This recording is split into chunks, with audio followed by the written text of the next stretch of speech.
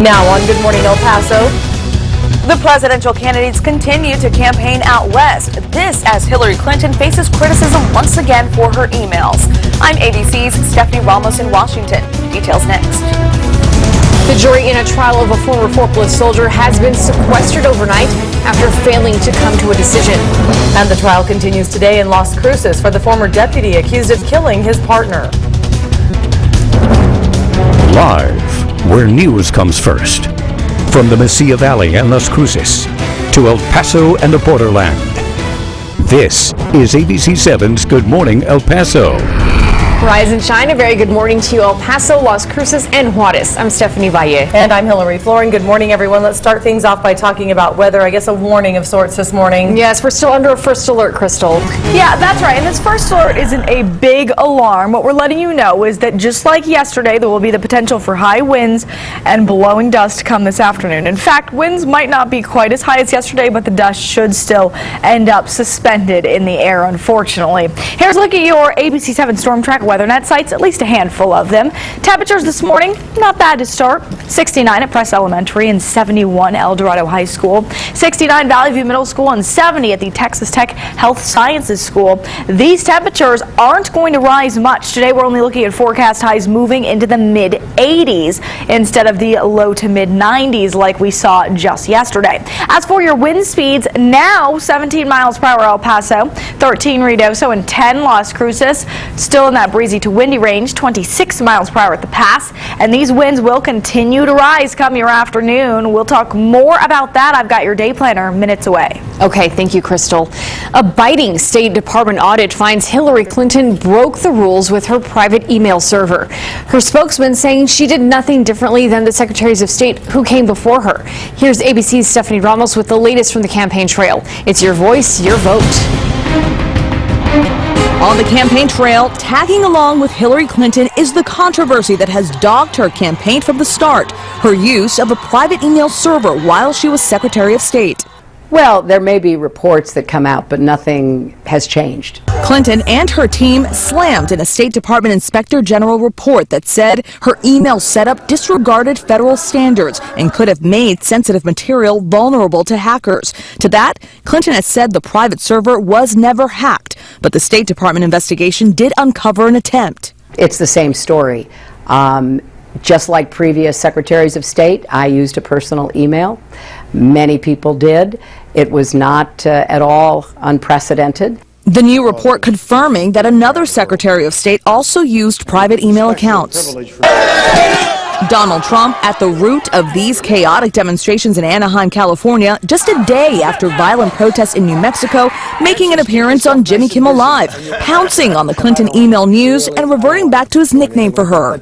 I have come up with Crooked Hillary, and you know what's going on. She's very crooked. As for Bernie Sanders, who's blasted Clinton's refusal to another debate, getting an invite from Trump. If I debated him, we would have such high ratings.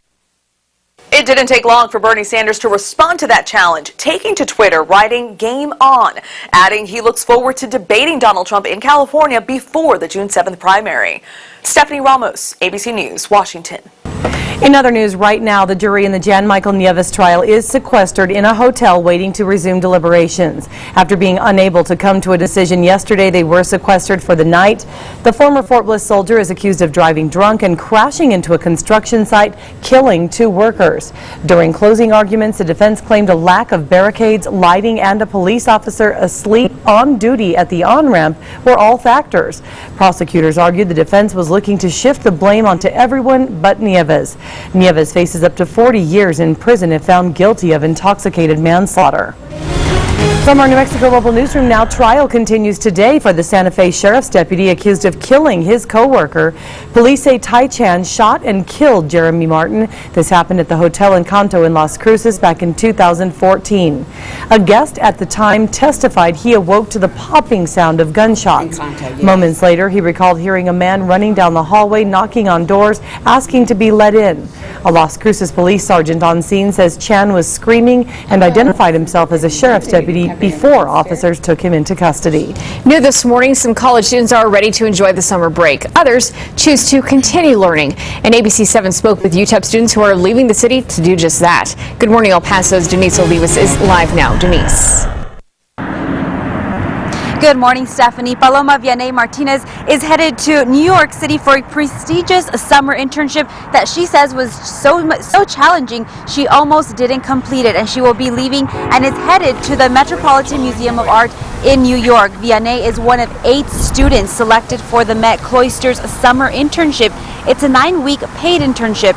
Take a look at some of her artwork that we found. Martinez is an art history major at UTEP and just completed her sophomore year. She will work in the education office of the Met Cloisters, a branch of the museum that specializes in the art of medieval Europe. The application started with a pool of 200 students from across the nation, and Vianney was the only applicant chosen who attends a public university. She says this is the opportunity of a lifetime. Well, I always like to leave this area during the summer and do something productive, and I thought going to New York for the summer will be a very interesting experience for me as an artist.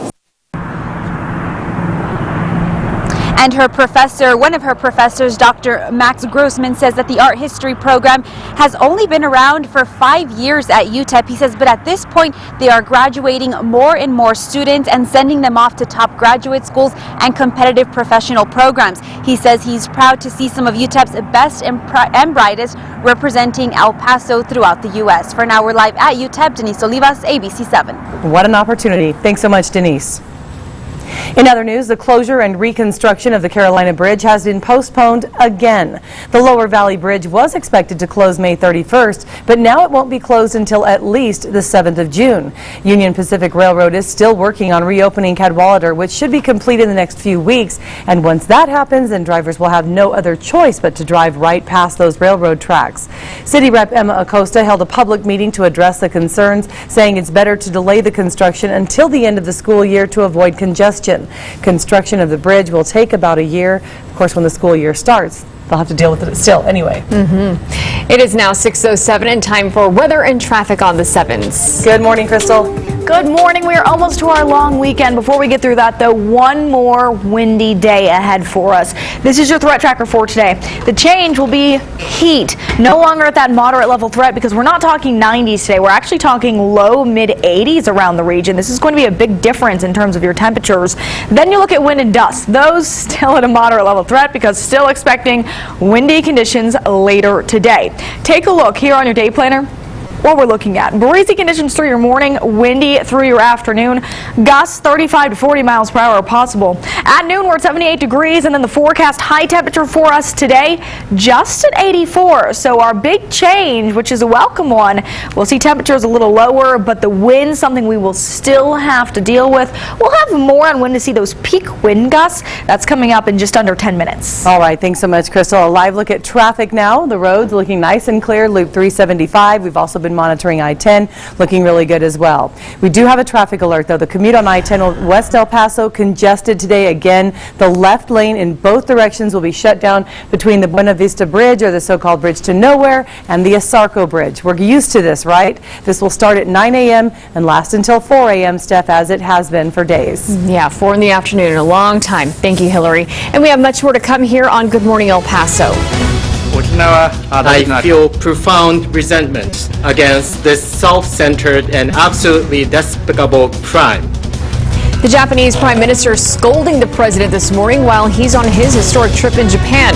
Why he's going toward Obama about a murder investigation. Plus, severe weather hitting parts of the Midwest overnight is more expected in the forecast later today. It's 6:09. This is ABC7, where news comes first.